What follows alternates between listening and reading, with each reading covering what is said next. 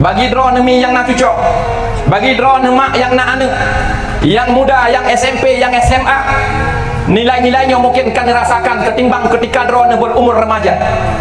Seorang ibu, seorang bapak yang berada di depan kita semua ini dulu pernah remaja, pernah SD, pernah SMP, pernah SMA. Coba bayangkan bagaimana ketika kita taat terhadap orang tua. Tapi coba lihat nilai-nilai sekarang. Remaja dan anak-anak kita, bapak ibu sekalian.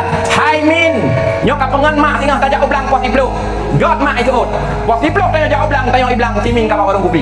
Ketika ni jak oblang ro nusiro. Hana so bantu, tapi kita punya anak. Wadah kana anak miat itlepon mak. Nekadan sinya alam. Iloknya punuk jak ke dia ubana Aceh. Lahir tak wadah mak nyo tiak kena melahirkan ni jak kena. Nekemit. Mukemit, cok ada tanam oleh tanya jaga alam hampir padit-padit bulan.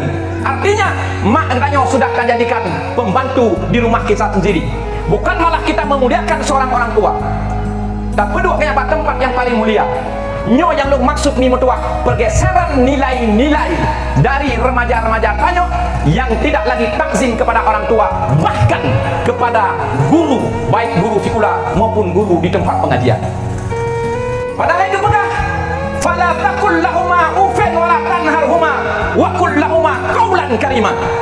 Begah Wadah geyo dia orang syik lawan orang syik. Jangankan lawan, mengatakan dengan kata saja. Nyan hanjir.